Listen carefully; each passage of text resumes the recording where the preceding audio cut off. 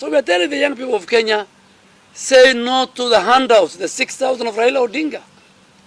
Say yes to the economic empowerment of the people. We will create jobs. Tutawapatia vijana ajira. We will empower mama mboga and the small-scale business traders in our country. And that is why in our program we will put 50 billion Kenya shillings to create jobs for the young people. We will put 100 billion, equivalent of 100 million every constituency, to empower the small, medium businesses. Number two, it is a very sad day today that President Uhuru Kenyatta and his brother Raila Odinga have assembled over 30 regional, ethnic, village political parties led by regional ethnic kingpins to form a broad-based coalition of ethnic chieftains and ethnic kingpins in order to capture power next year and share positions and power. When the same President Uhuru Kenyatta in 2015 told us, as one of his close friends, that let us assemble 14 political parties and form one party called Jubilee for the sake of unity of our country. So in 2015, because President Uhuru Kenyatta wanted to win the 2017 general election, his formation of Jubilee as a national party, in my opinion, was very selfish. It was a selfish political move. Because at the sunset days of his regime, of his leadership, 5 months to the election, President Uhuru Kenyatta is presiding over. He is presiding over a meeting, a gathering of ethnic, regional leaders, where he orchestrated the formation of those regional and ethnic and village parties.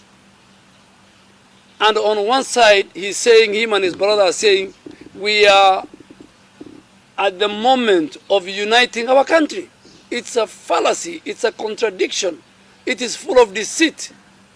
And we are telling the people of Kenya, they should now know that those who assembled in KICC are merchants of ethnic and regional political leaders. The people of Kenya must say no to those people. The people of Kenya, they need the unity of our country, regardless of our regional and ethnic diversity and religious diversity. The people of our country, in the next election, they will vote for those who will have an agenda on how to revive the economy, on how to fight the ballooning public debt. The people of Kenya will vote in the next election for those who will defend the Constitution and complete the implementation of 2010 Constitution. The people of Kenya in August this year will vote for those who will respect the rule of law, those who will respect the independence of the judiciary, those who will respect the independence of the legislature, those who will say no to the reintroduction of an imperial presidency. The people of Kenya in August, inshallah, this year, they will vote for those who will create jobs for the millions of young people in this country. And in August, the people of Kenya will vote, above all, those who will create a fund, a serious fund that will revive the business of the small, medium, and medium enterprises. That there must be a solution to Mama Mboga. There must be a solution to the many people, that those who believe So it is what is going on in our country. The two camps it's as clear as the day and night, and it is very very sad. President Uhuru Kenyatta has a very rich legacy, a legacy where today he can be remembered for his contribution to the development of the infrastructure, to the development of technical training institutions, to the development of even the growth of the GDP vis-a-vis the public debt. But today, at his last few months, President Uhuru Kenyatta is presiding over the disintegration, the balkanization of our country into. Happy Friday, y'all. This is Darius Delp here to present our macro minute for Friday, November 5th, 2021.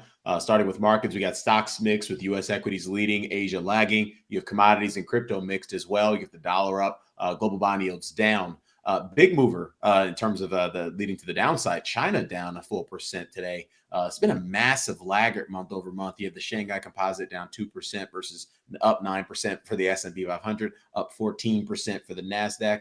I mean, just taking it to the chart here, I do remember a chubby black guy saying, hey, don't buy the dip in China yet. It's not cheap enough yet because we're heading into the sharpest part of the slowdown, the deepest part of the slowdown. That's an issue because not only is China decelerating, as our data continues to show, these are our nowcasts and our projections, as our data continues to show, China is also decelerating while the rest of the world is accelerating. So clearly there's no fundamental support on a relative or absolute basis to be long China risk here on the equity or credit side. We do believe that opportunity will present itself in the early part of next year, but this is not the early part of next year. It's Friday, November 5th.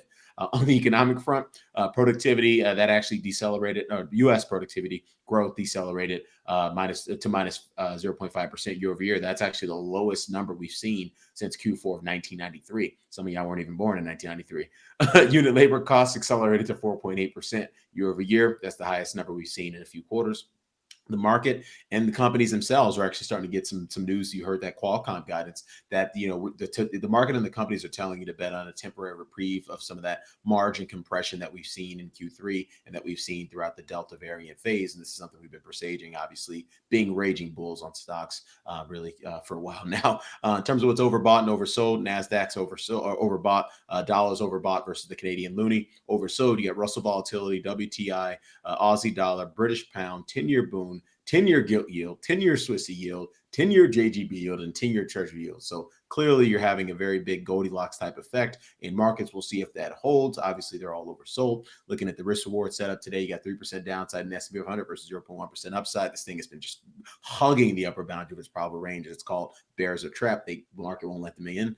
WTI's at 0% downside versus 13.5% upside by the dip there. Bloomberg Dollar Index 1.1% downside versus 0.6% upside. And then lastly, 10-year Treasury yield again at the lower boundary of its probable range with 27 basis points upside. We're not going to get that 27 basis points. In fact, we may get